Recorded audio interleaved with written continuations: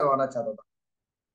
आपको भेजा मैंने फाइल ना सर, तो आप उसका दर्शन कर लीजिएगा, ताकि आपको क्या हो, जो मस्ट सॉल्व प्रॉब्लम्स है वो पता चले। और पेपर कर लिए आपने, तो हो सकता है कि एक दो क्वेश्चन वहां से भी आपको भेज जाए। ज्यादातर पोर्शन तो जो अपना वर्क ऑफ एनर्जी है, एनएलएम है, फ्रिक्शन है, यहाँ से। बट ऐसा नहीं कह सकते कि उससे नहीं आएगा, उससे भी। तो सेंटर ऑफ मास जो होता है उसको बोलते हैं सीओ है।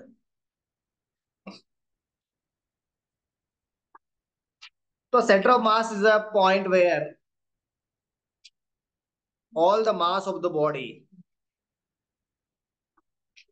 can be assumed concentrated।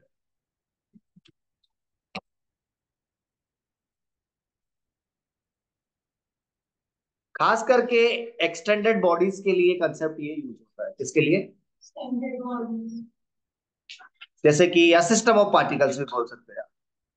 एक से ज्यादा पार्टिकल मौजूद है तो उसमें क्या लेना पड़ जाएगा? Centre of mass. जैसे आप लिखते हैं force is equal to mass into, तो एक्सेलेरेशन लेते हैं सेंटर ऑफ मास। और ये जो मास होता है इसको बोलते हैं इनर्शियल मास। लेकिन हम वेट लेते हैं, वेट क्या लेते हैं? mg। तो ये एम होता है ग्रेविटेशनल मास।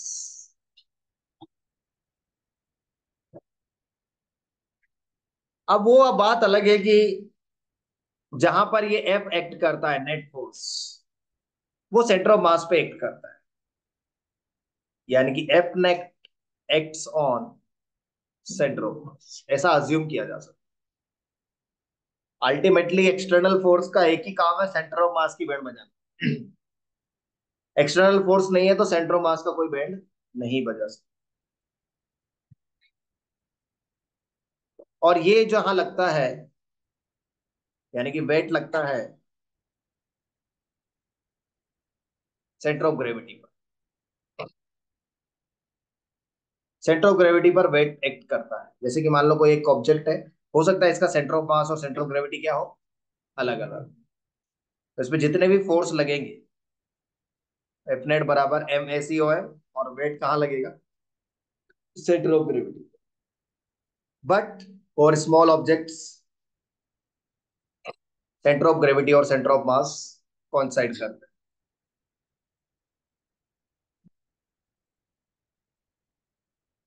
और इनर्शियल मास और ग्रेविटेशनल मास क्या होता है, उनका रेशियो कितना आ जाएगा?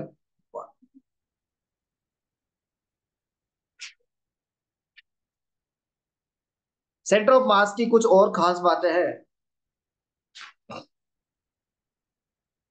कि ये हमेशा, ये बॉडी के अंदर भी हो सकता है, बॉडी के बाहर भी हो सकता है, ये कहीं भी हो सकता है। ऐसा कोई अजम्पशन मत करना कि ये बॉडी के अंदर ही होता है, can be outside of the body. Centre of मास की खास बात ये होती है कि ये सबसे सिंपलेस्ट मोशन रखता है।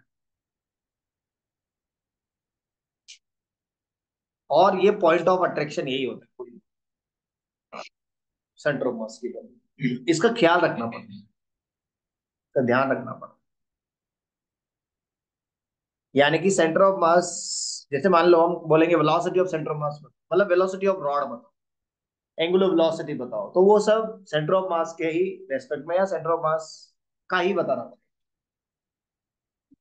जैसे मेरे पास एक स्पेयर है और ये चल रहा है, और मैंने बोला था velocity of spare is P, तो आप समझ जाने का कि ये किसका वेलोसिटी बता रहा है, centre of. Find moment of inertia of this object, कुछ नहीं बोला तो किसके अबाउट? सेंटर ऑफ मास के अबाउट। कुछ नहीं बोला मतलब centre of mass. Centre of मास को बोलने की जरूरत, पॉइंट पार्टिकल्स में तो दिक्कत नहीं आता है, एक्सटेंडेड बॉडीज या सिस्टम ऑफ पार्टिकल्स में तो दिक्कत। तो वेरी इंपॉर्टेंट और क्रूशियल होता है ये कौन? Centre. Centre of mass vary important, very important है कौन? Centre of.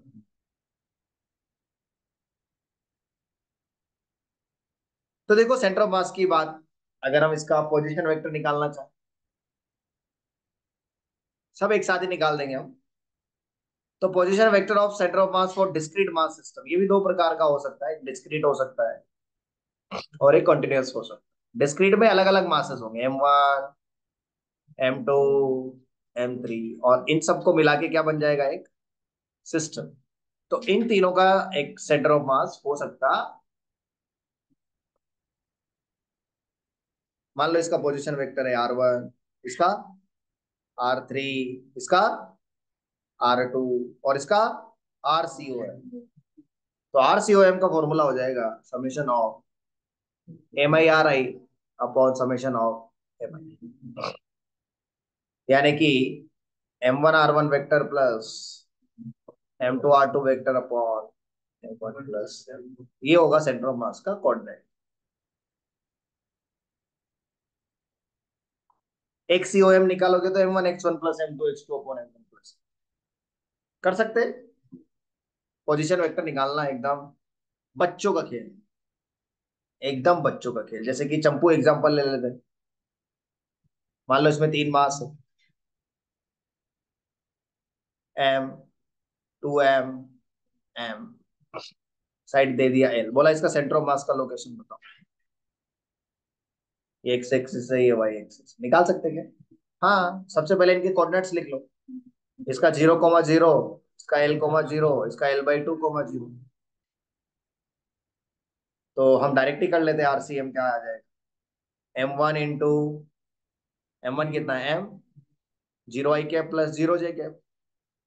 M2 कितना है, 2M L I कैप और 0 J कैप। जीरो तो लिखने की जरूरत नहीं। और ये कितना है, M L/2 I cap upon M1 plus M2 plus M। तो क्या आ गया बेटे, आई वाला कितना आ गया, आई वाला ये तो खत्म हो गया। तो 2ml अपॉन 4M, और ये सिर्फ ML/2 अपॉन 4M। सही है क्या? इसका वाई कोऑर्डिनेट जीरो नहीं होगा, √3L/2 हाइट होगा ना इसका। तो इसका वाई कोऑर्डिनेट जीरो मत करो, कितना करो, √3L/2।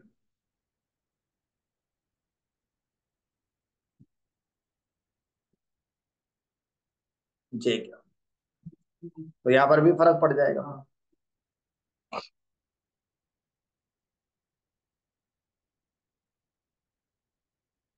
तो देखो 2ml यहां से आ गया, 2 + ½ कितना हो गया, 2 + 1/2। अरे बेवकूफो, 2 + 1/2 कितना होगा, 5/2।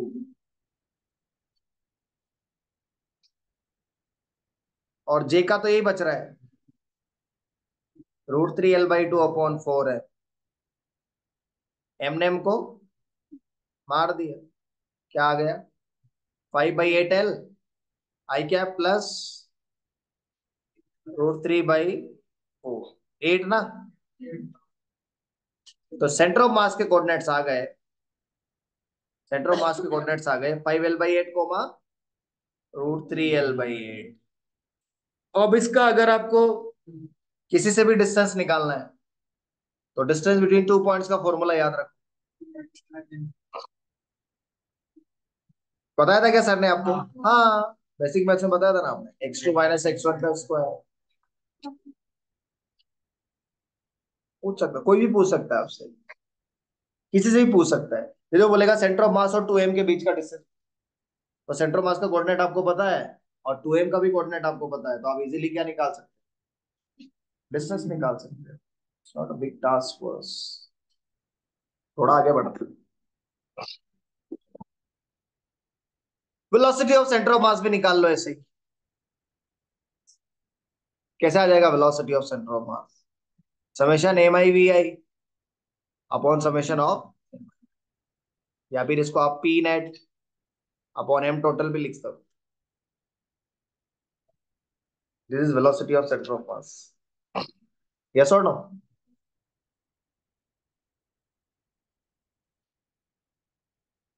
सिमिलरली आप क्या निकाल सकते हो, एक्सेलरेशन।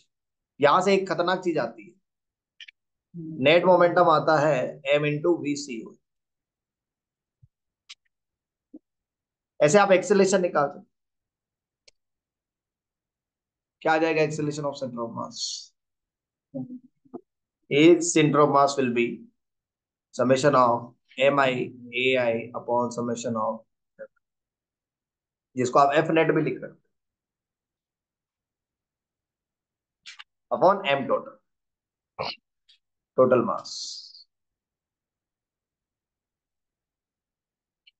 गलत है? सही है। तो यहां से एक चीज तो कंफर्म हो गई,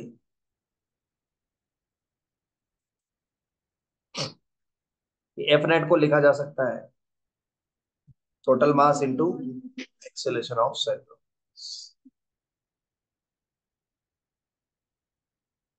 और देखो, M1 V1 M2 V2 M3 V3 ये individual momentums, M1 A1 plus M2 A2 individual forces.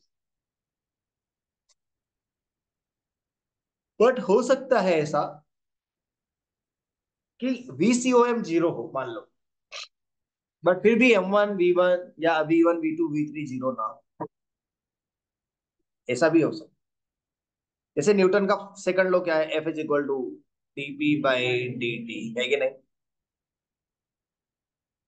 तो नेट एक्सटर्नल फोर्स जो होता है वो मोमेंटम को चेंज करता है, बट मोमेंटम बेसिकली देखा जाए तो सेंटर मास की वेलोसिटी पे डिपेंड।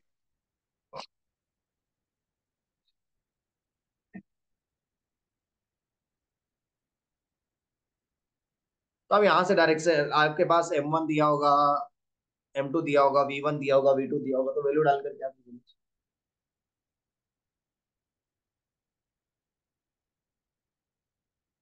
जैसे कि मान लो ये एक ब्लॉक है, ये दूसरा ब्लॉक है, 2 kg 1 kg, ये रेस्ट पर है और ये चल रहा है, तो क्या वेलोसिटी ऑफ सेंटर मास निकाल सकते हैं? कैसे करोगे? M1 V1 प्लस कितना आ जाएगा? 8/3, यानी कि सेंटर मास 8/3 से जा रहा है। गलत है? जैसे यहाँ पे निकालना है मुझे,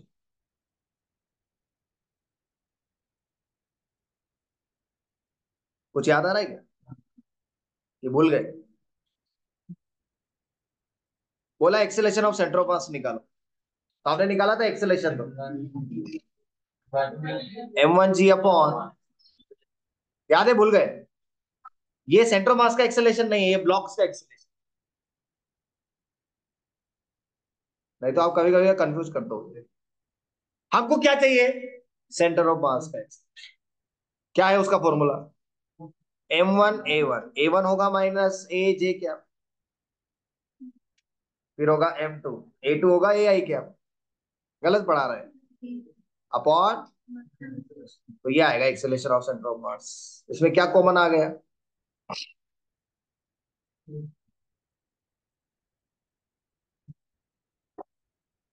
आई जे आ जाएगा, यस और नो? M1 तो किसके साथ आ जाएगा? जे के साथ, और M2 आई के साथ, अपॉन, और बाहर क्या आया? ए तो क्या है, ऊपर से देखो क्या है, ए, ये आएगा इसका एक्सेलेरेशन सेंटर ऑफ मास। गलत पढ़ा रहा है? देखो, सबसे खतरनाक बात तो ये हो जाती है कि कहीं पर भी अगर म्यूचुअल अट्रैक्शन हो या म्यूचुअल रिपल्शन हो, जिसकी वजह से ये लोग चल रहे हैं पार्टिकल्स, तो ऐसे केस में क्या होता है कि एफ नेट हमेशा क्या रहता है जी? किसका पेन है?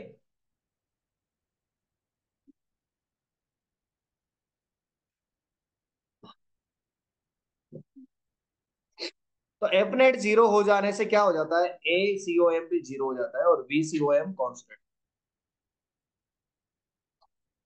यानी कि अगर इनिशियली अगर आपके ब्लॉक्स लेट से रेस्ट पर है, तो VCOM जीरो है कि नहीं है? अब ये दोनों म्यूचुअल अट्रैक्शन की वजह से चलने लगे, तब भी VCOM क्या रहेगा? जीरो ही रहेगा, VCOM जीरो ही रहेगा, अगर इनिशियली रेस्ट पर। म्यूचुअल अट्रैक्शन म्यूचुअल रिपल्शन तो आप समझ ही गए। ये इस पर एफ इधर लगाएगा तो ये इस पर एफ इधर, तो नेट फोर्स क्या आएगा। तो इनिशियली रेस्ट पर है तो बाद में भी रेस्ट पर ही। इसके ऊपर भी कभी कभी क्वेश्चन बन जाता है, सेंटर ऑफ मास का वेलोसिटी कितना होगा। म्यूचुअल अट्रैक्शन म्यूचुअल, एक बहुत ही स्टैंडर्ड एग्जांपल यहाँ पर देखने मिल जाता है,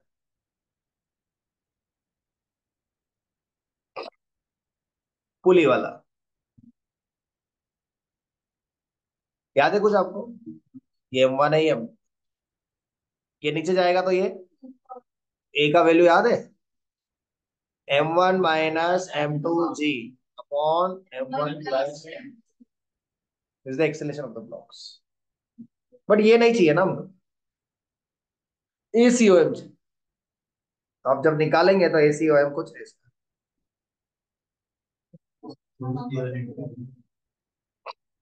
ऐसा आ जाता है, स्क्वायर आ जाता है इसको, ACOM।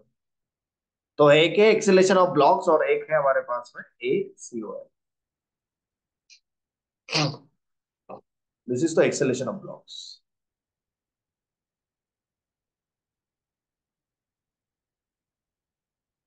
And this is ACOM। जरूर आप याद रखिए, बहुत इंपॉर्टेंट। आगे बढ़ते थोड़ा, टू मास सिस्टम।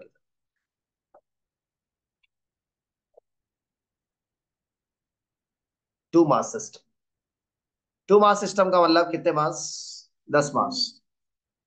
2 मास, 10 मास कहां से आ जाएंगे भाई, टू है ना। कहाँ भी भर रहे हैं फिर बच्चे। तो ये मान लो M1 और ये मान लो M, और इनके बीच का सरल डिस्टेंस मान लो R, सेंटर से सेंटर।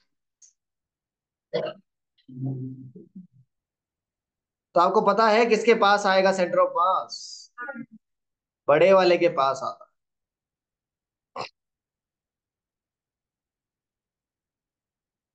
तो R1 है M1 से सेंटर ऑफ मास का डिस्टेंस, और R2 है M2 का सेंटर। आपको याद होना चाहिए कि R1/R2 आता है M2/M1, उल्टा रिलेशन। नहीं समझे।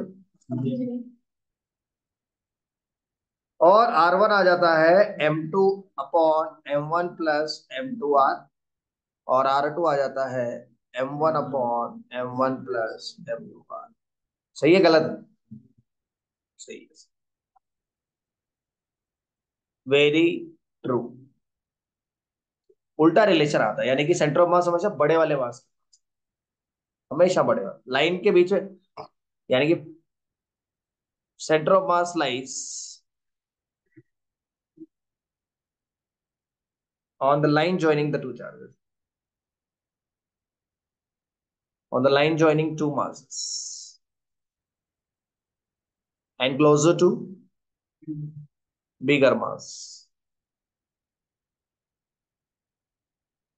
for two mass system।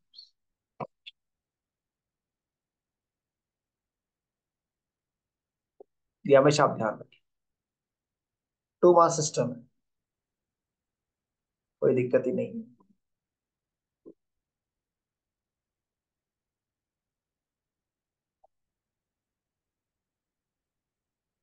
चल लेकिन ये काम आता है क्या, ये काम आता है तभी तो पढ़ा रहे हैं ना आप। आगे आगे आपको पता चलेगा कि कैसे काम आता है। एक चीज और यहाँ पर ध्यान रखें, for uniform mass distribution,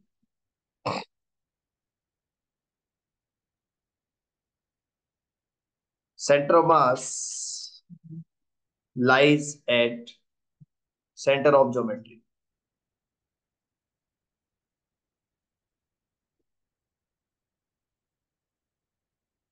for uniform mass distribution का मतलब लैम्बडा कांस्टेंट सिग्मा। लैम्बडा क्या होता है, लीनियर मास डेंसिटी, मास पर यूनिट लेंथ।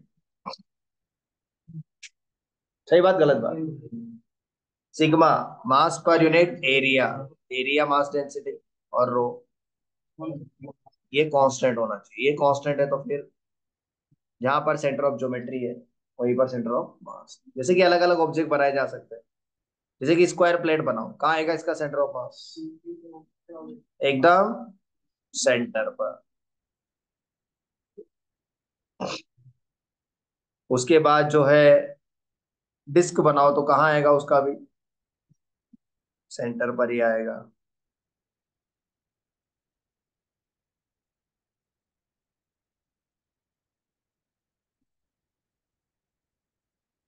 रॉड बनाओगे तो उसका भी कहाँ आएगा? सेंटर पर ही आएगा। ऐसे बहुत सारे ऑब्जेक्ट बनाए जा सकते हैं, बट 1D ऑब्जेक्ट के लिए लैम्डा का यूज करेंगे, 2D ऑब्जेक्ट के लिए सिग्मा का यूज करेंगे, और 3D ऑब्जेक्ट के लिए रो का यूज करना अलग अलग है सबके लिए, ठीक है।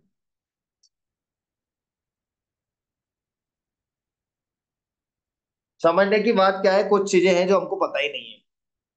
जैसे कि सेमी सर्कुलर रिंग है,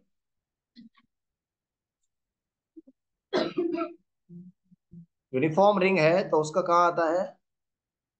2r/पाई पर आता है, सेंटर ऑफ मास यहाँ से, where r is the radius. Semi circular disc अगर है, 4r/3 पाई पे आता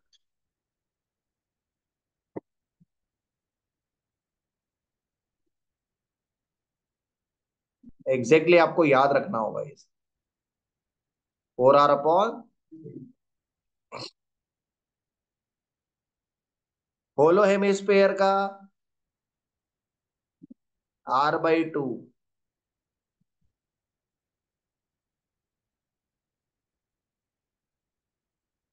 सॉलिड हेमिस्फेयर का 3r/8।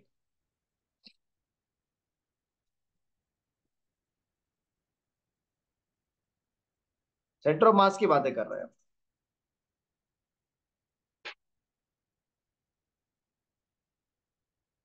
और सॉलिड कौन का? h/4।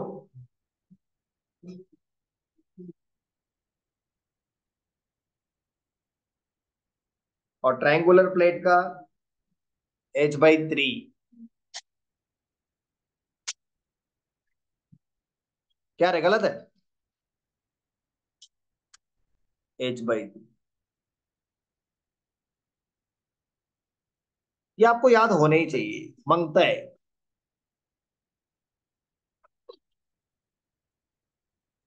Uniform distribution.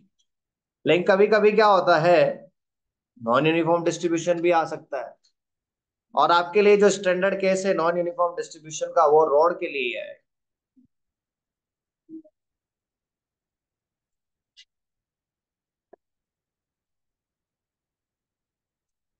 आपके लिए नॉन यूनिफॉर्म डिस्ट्रीब्यूशन स्टैंडर्ड कौन सा वाला आएगा? रॉड वाला, जिसमें आपको लेमडा वेरिएबल देगा वो। वो बोलेगा कि यहाँ से लेमडा जो है एक्स के साथ वेरी कर रहा है। तो इसका सेंटर ऑफ मास बताओ, इसका मास बताओ। तो मैं तो आपको एक सलाह दूंगा, डायरेक्ट आप रटे। मास आ जाएगा आपका, देखो यहाँ पे एक्स पे जाके एक छोटा सा एलिमेंट dx लेते हैं हम लोग, और इस छोटे से का मास निकालते हैं और फिर इंटीग्रेट।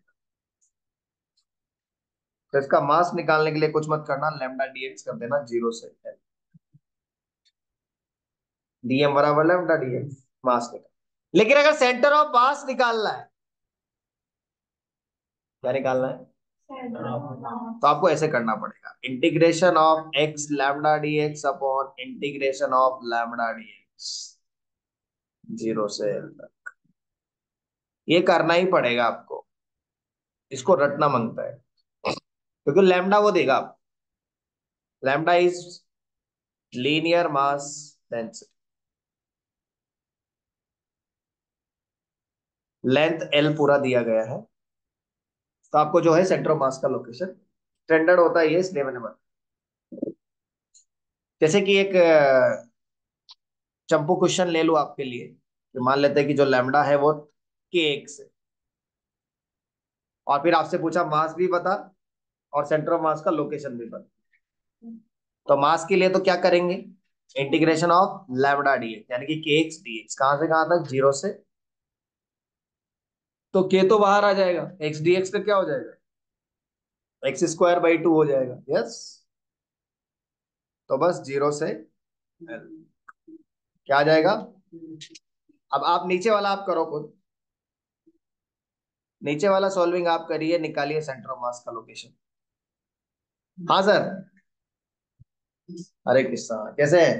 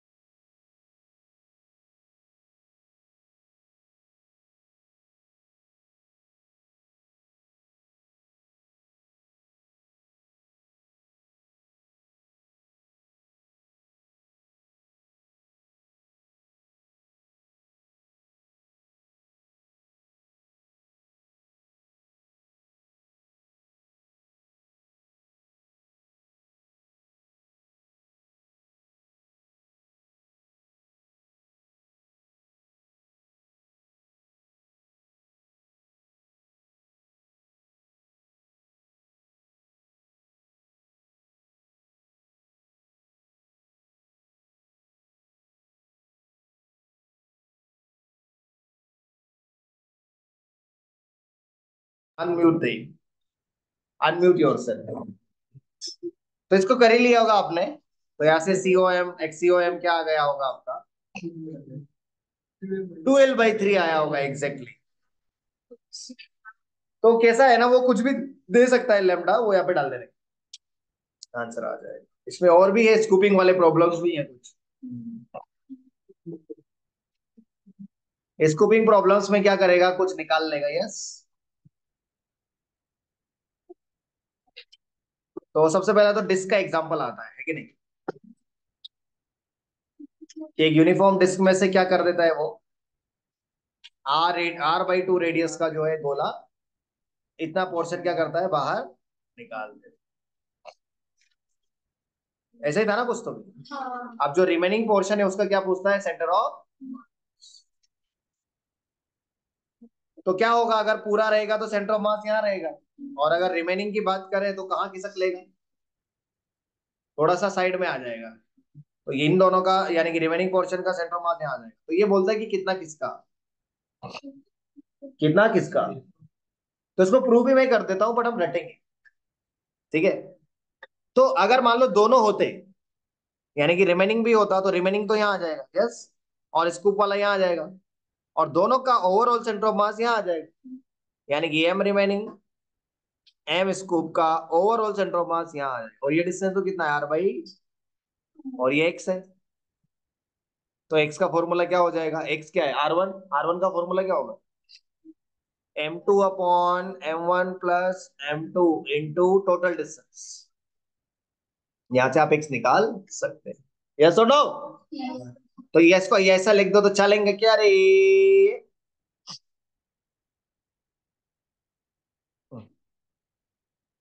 ऐसे लिखा जा सकता है क्या, कि नहीं लिखा जा सकता। तो यहाँ से आप आराम से x निकाल सकते हो ना। और मास के तीन फॉर्मूले याद रखें, लैम्डा एल, सिग्मा ए, और रो वी। रो वी, यहाँ पर चूंकि डिस्क है तो सिग्मा रहेगा, तो सिग्मा इंटू एरिया। तो एक्स आ जाएगा 1/, sigma into area of the remaining part. पूरी डिस्क का एरिया तो πr² होगा, और एम स्कूप होगा πr/2 का स्क्वायर।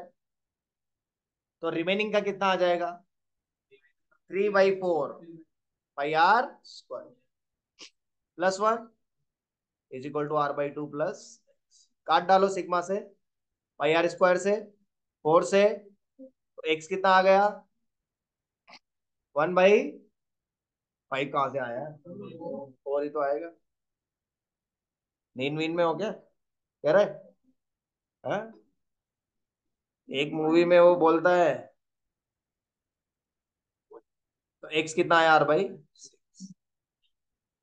तो R/6 से खिसक जाएगा सेंटर ऑफ। अरे यही अगर स्पेयर होता तो, यही अगर स्पेयर होता तो वॉल्यूम ले लेते। अरे बोलो यार, वॉल्यूम क्या होता फॉर्मूला फिर।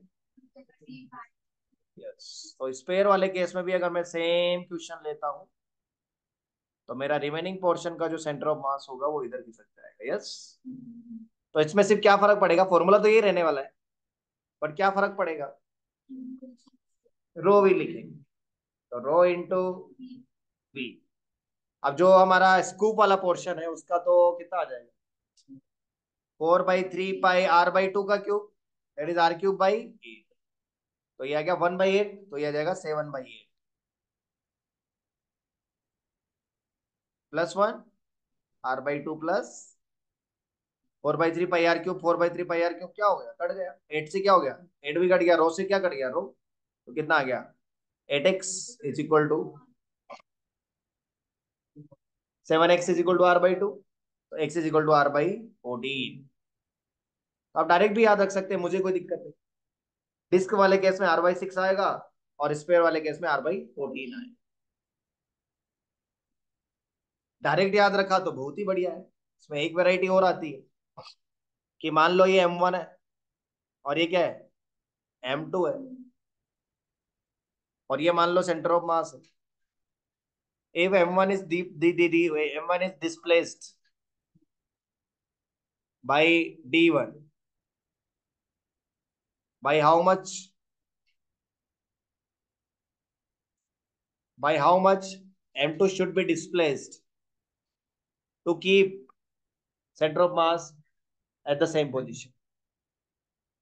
By how much m2 should be displaced to keep center of mass at given position. तो यानी कि सेंटर मास को चलने नहीं देना, यानी कि delta X C O M क्या हो जाए, zero. But X C O M का फॉर्मूला क्या है? What is the formula of X C O M one X one plus upon that is equal to zero. अब M one plus M two तो zero से multiply होते zero हो गया, तो हो जाएगा M one delta x one plus M two delta x two equal to zero. ये ध्यान रखना है अगर आप सेंटर मास को मूव नहीं होने देना चाहते। तो एम वन तो एम वन ही है, डेल्टा एक्स वन कितना है, टी वन, और डेल्टा एक्स टू मुझे निकालना है। डेल्टा एक्स टू आ जाएगा minus of M one by M two into D one. गलत है? मैंने गलत पढ़ा रहा है? सही पढ़ा। सेंटर ऑफ मास की अगर हम बातें करें और आगे चल करके, तो कुछ बहुत ही यहाँ पे एकदम खतरनाक वाले कंसेप्ट आते हैं। वो क्या है समझो। नेट फोर्स अगर हमारा सिस्टम पर क्या हो, जीरो,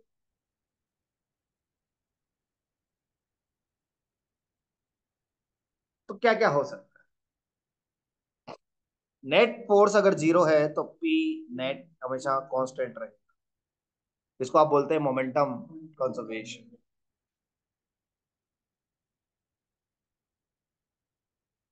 और मोमेंटम कंजर्वेशन का मतलब पी इनिशियल बराबर पी फाइव। ये तो होगा ही होगा, पहला चीज। दूसरा चीज, पी का फॉर्मूला होता है एम इंटू वी, तो velocity of centre of mass constant, और acceleration of centre of mass zero. Velocity of centre of mass constant में भी दो तरीके, एक तो वी सी एम जीरो हो जाए और V C M non zero, यानी कि centre of mass at rest and centre of mass moving with constant velocity, ऐसा भी हो सकता है। Centre of mass at rest और centre of mass moving with constant. Centre of mass rest पर है तो summation M I V I भी जीरो हो जाएगा। M one V one plus M two V two plus M three we three जितने भी रहेंगे सबका सम कितना होगा, जीरो। लेकिन अगर वो मूव कर रहा है तो फिर ऐसे लिखना पड़ेगा, summation M I V I is equal to M total into V C O है। यहाँ पे summation M I R I भी जीरो हो जाता है अगर centre of mass at rest at origin है, यानी कि आरसीओएम को जीरो कर दिया मैंने। तो ये दो केस यहाँ पर हमको याद रखने पड़ेंगे कि अगर एफ नेट जीरो है on system, net external force on the system अगर जीरो है तो आप ऐसे लगा सकते हो। कुछ कहाँ कहाँ पे जीरो हो सकता है, तो म्यूचुअल अट्रैक्शन और रिपल्शन, इस केस में तो जीरो होगा ही होगा नेट फोर्स। और बॉम्ब एक्सप्लोजन वगैरह में, क्रैकर एक्सप्लोजन,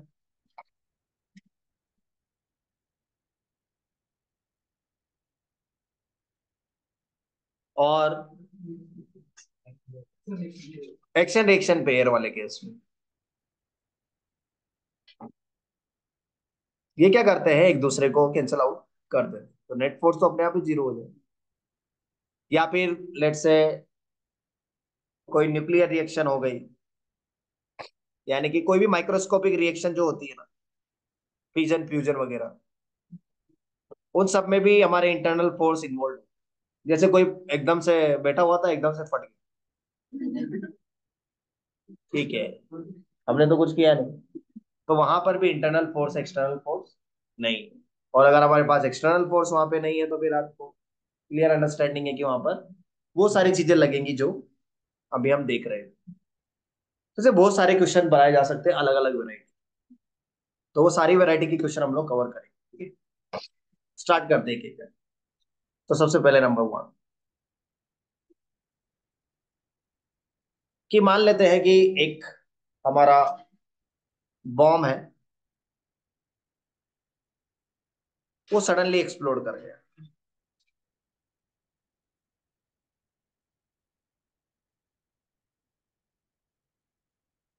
इनटू कितने भी सेगमेंट्स में हो सकता है, 2 सेगमेंट्स, 3 सेगमेंट, तो एन सेगमेंट्स, कितने segments, N segments, N segment, फिर आपका मासेस का रेशियो दे देगा वो, तो आप उसको कर लेंगे, ठीक।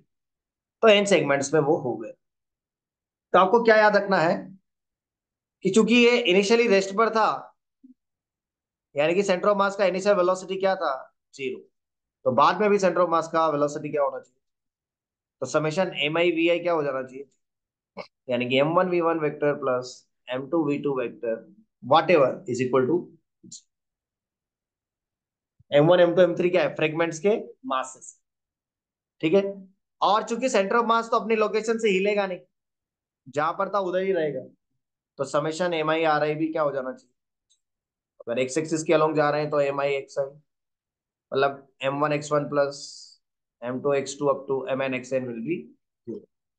ये भी जरूरी है। ये पहला स्टैंडर्ड केस। दूसरा केस क्या है कि अगर मान लो आपने इसको ऊपर फेंका था और फिर ये फट गया, तो ये क्या करेगा, थोड़ी देर बाद ऊपर जाएगा तो इसका वेलोसिटी हो जाएगा v, और v हो जाएगा u माइनस जी टी। अब ये फट गया, सेम क्वेश्चन, सडनली एक्सप्लोडेड, फट गया सर, तो इस बार आप 0 मत लिखना, क्योंकि इस बार ये पहले से ही चल रहा है ना, तो आपको लिखना पड़ेगा m2 v2 वट एवर जितने पार्ट में फटा है is equal to m total, जो भी उसका टोटल मास था, into v, V C O M, यही वी सी ओ एम होगा। नहीं समझा आप लोग, समझ गए। और ये नहीं लिख सकते आप उसके लिए, पर हाँ इतना पक्का है कि सेंटर ऑफ मास इसी ट्रेजेक्टरी को फॉलो करता हुआ वापस आए, इसी ट्रेजेक्टरी को फॉलो करता हुआ, यानी कि centre of mass finally, centre of mass follows same trajectory as before.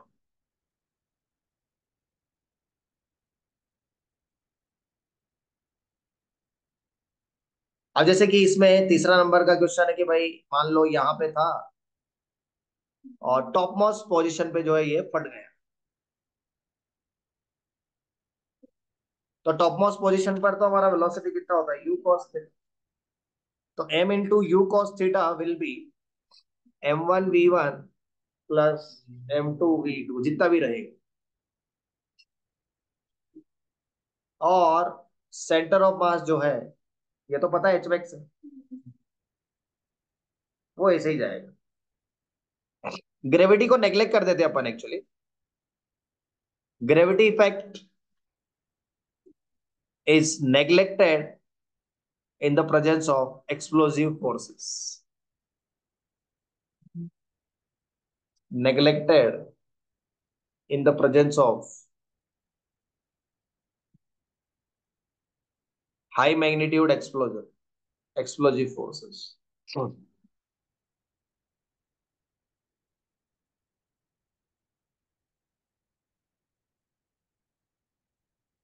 तो देखो ये ध्यान रखना जरूरी है कि इसके जितने भी पार्ट हुए लेट से, ये पार्ट अगर साथ साथ में जमीन पे गिरते हैं तो सेंटर ऑफ मास यही आएगा।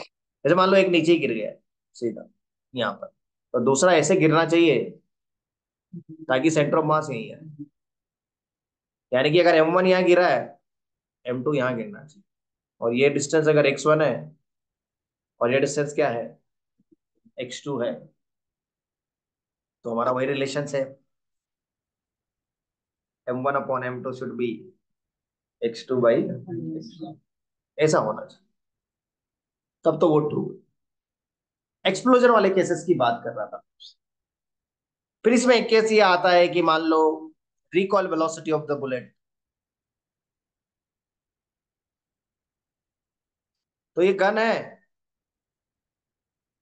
और ये बुलेट है, बुलेट का मास छोटा है, गन का mass, recoil velocity of gun, sorry bullet नहीं, तो बुलेट निकली मान लो यहां से वी वेलोसिटी, तो गन किधर जाएगी, पीछे, वी रिकॉइल। तो आपको पता है कि यहां पर इनिशियल मोमेंटम तो जीरो था, नेट फोर्स जीरो हो जाएगा क्योंकि जितना इसमें इनिशियल मोमेंटम जीरो, तो फाइनल मोमेंटम भी क्या होना चाहिए, जीरो होना चाहिए। तो बुलेट का मोमेंटम तो कितना है, एम वी आगे की तरफ, और गन का मोमेंटम क्या है, एम वी आर पीछे की तरफ। तो वी आर क्या आ गया है यहां से, M V upon M.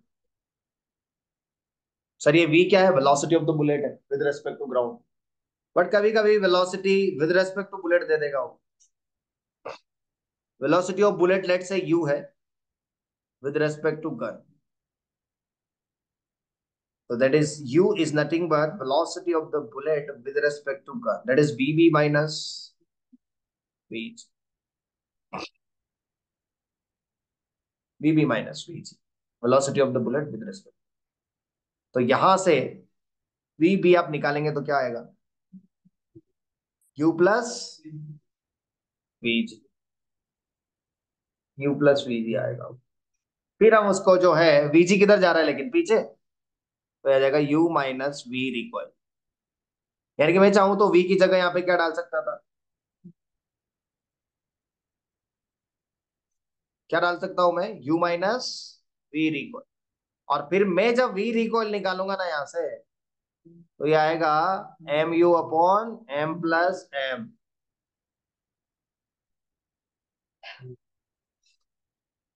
M U upon M plus M आ जाएगा, यानी कि mass of the bullet into velocity of the bullet with respect to gun divided by total mass, that is the recoil velocity। Sir अंतर क्या है इस v में, यह वेलोसिटी है with respect to ground, this is velocity of the bullet with respect to ground.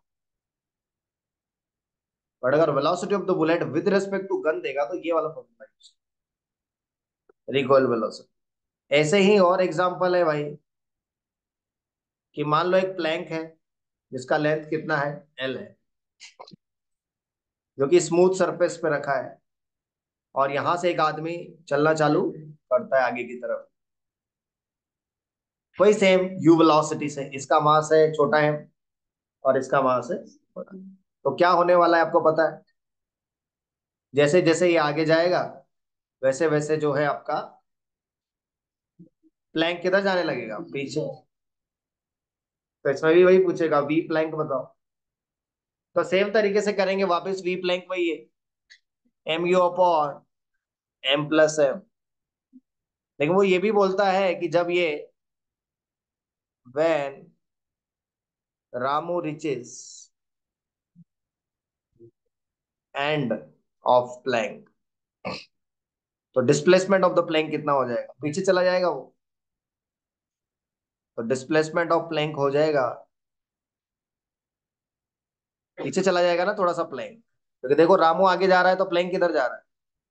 तो रामू जब ये कोपरे में पहुंचेगा इधर को और बैठ गया है, तब तक ये किधर चला गया होगा थोड़ा। तो रामू के चलने लायक डिस्टेंस तो कितना है सिर्फ एल माइनस एक्स।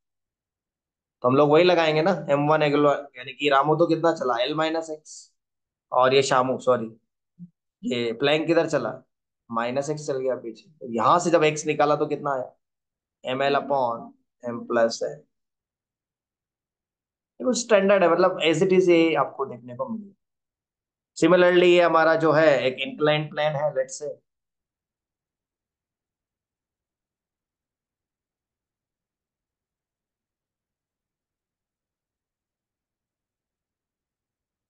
सारे क्वेश्चन एक जैसे दिखते हैं इसमें, और ये ब्लॉक है,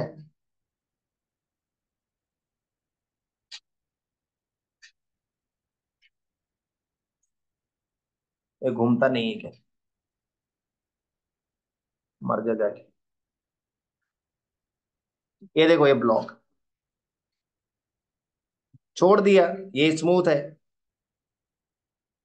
तो ये जब नीचे आएगा ब्लॉक, तब ये किधर जाएगा थोड़ा नीचे।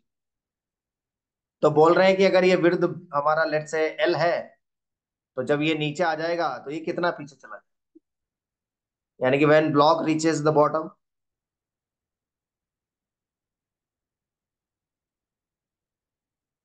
डिस्प्लेसमेंट ऑफ वेज कितना हो जाएगा?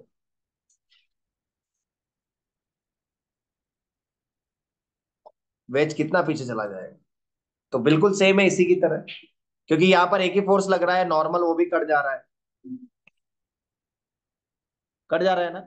और mg तो वर्टिकली लगता है, तो हॉरिजॉन्टल डायरेक्शन में कोई भी फोर्स, ये वही बंदर वाला एग्जांपल है तुम्हारा। बंदर वाला एग्जांपल याद आ रहा है? वो बंदर कूद गया था, तो हॉरिजॉन्टल डायरेक्शन में कोई फोर्स नहीं था, तो ये पीछे चला जाएगा, तो ये उतना ही पीछे जाएगा। M L upon M plus है, पीछे जाएगा। तो ये कैसे ना एकदम एकदम साफ सुथरे एग्जाम्पल। अब देखो यहाँ पर सेंटर ऑफ मास फ्रेम करके एक बहुत ही आसान कंसेप्ट है, उसको भी समझते हैं। तो सेंटर ऑफ मास फ्रेम मतलब कि to observe the motion from centre of मास।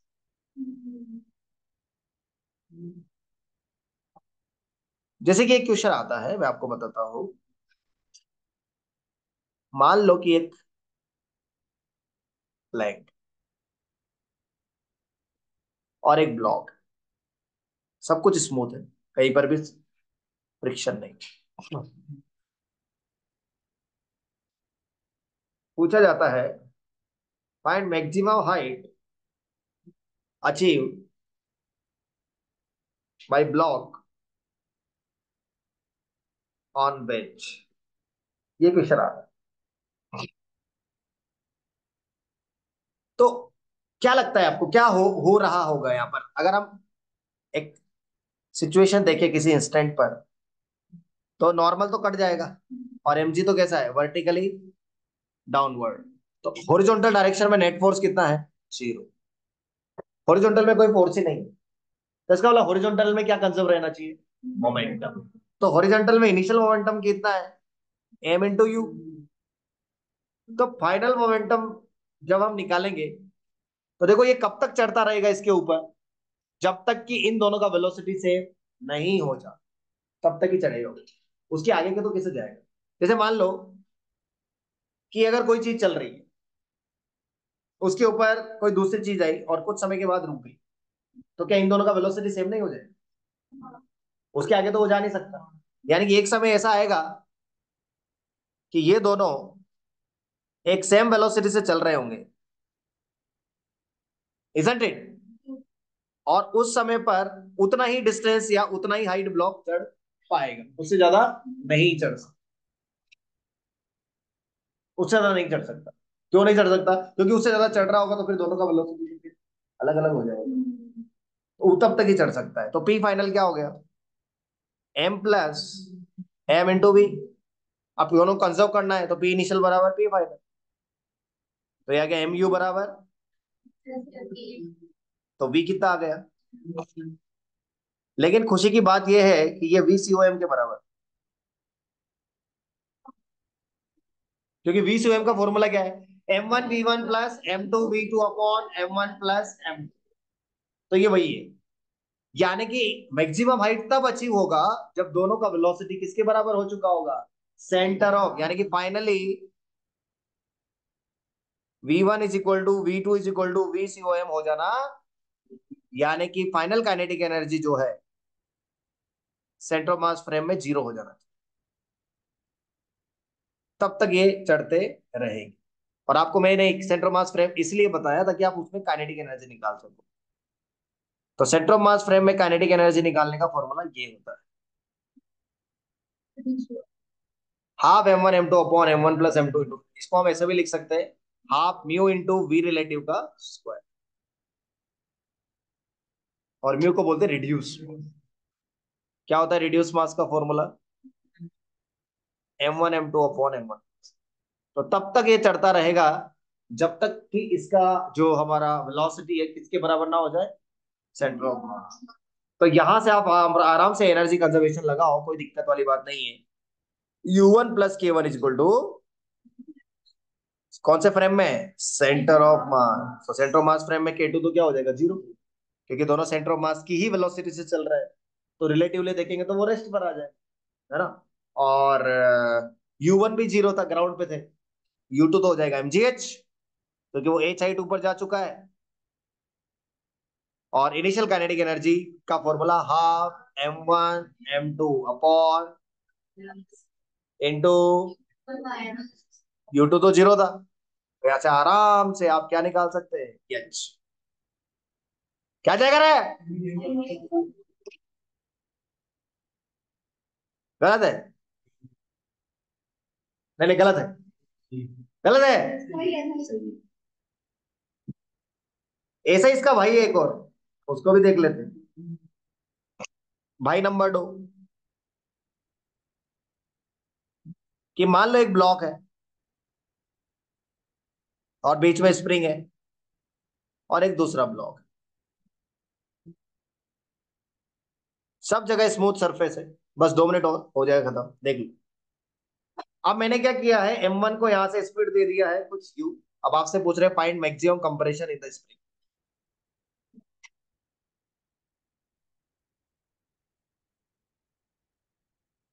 तो इसमें क्या ध्यान रखना है बेटा, ध्यान से सुनेंगे, कि जब ये अभी देखो, थोड़ा सा जैसे ही कंप्रेस करेगा तो स्प्रिंग फोर्स इसमें पीछे लगेगा, और इसमें स्प्रिंग फोर्स किधर लगेगा, आगे।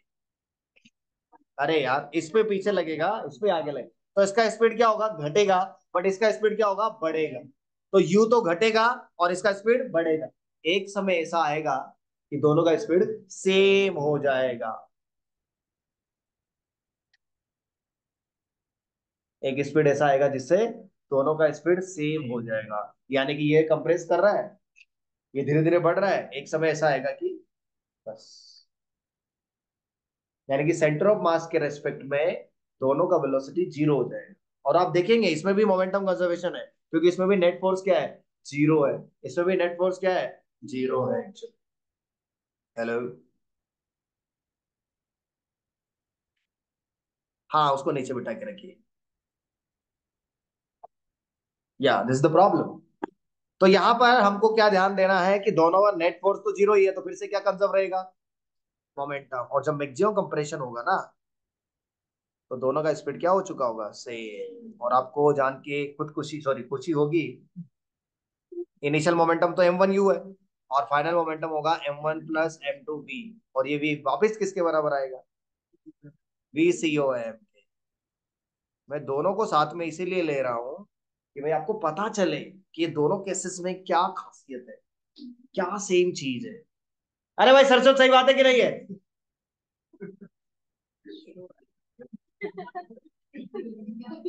ऐसे कर रहा है, और बस खराटे आने वाले। यानी कि फाइनल काइनेटिक एनर्जी क्या हो जाएगी, फिर से zero, with respect to centre of. तो बस हम लगा देंगे u1 + k1 = k2 तो जीरो हो गया, u1 पहले जीरो था, k1 का फॉर्मूला वही सेम, हाफ, बट m की जगह m1 m2 अपॉन, ऐसे लिख सकते हैं ना। और अब स्प्रिंग पोटेंशियल एनर्जी आ गई, माइनस नहीं प्लस।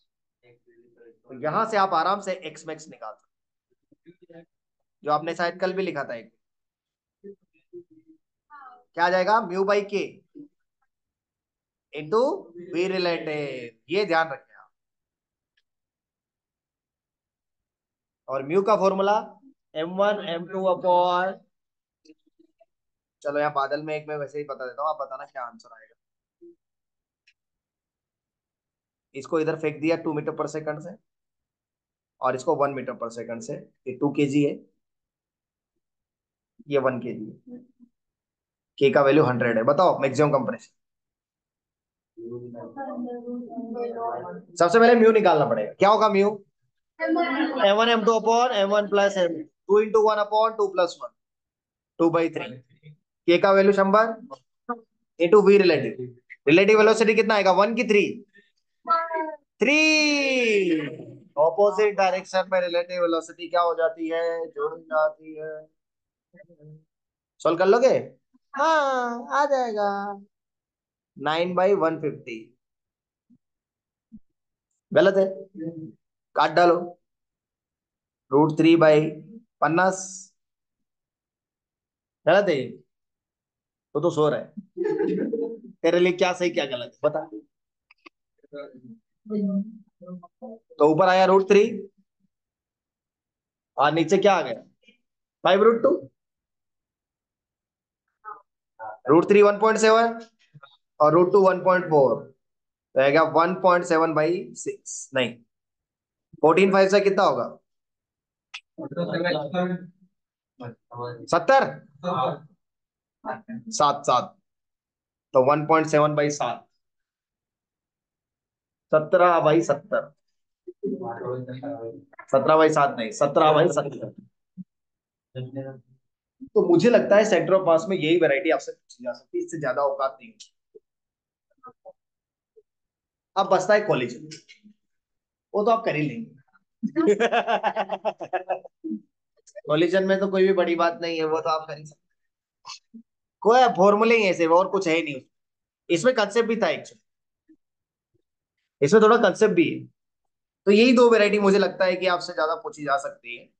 और बाकी ये तो आप है ही सरी, ये तो याद रख ही लेंगे आप, छोटे छोटे पॉइंट्स है इसमें। ठीक है, थैंक यू।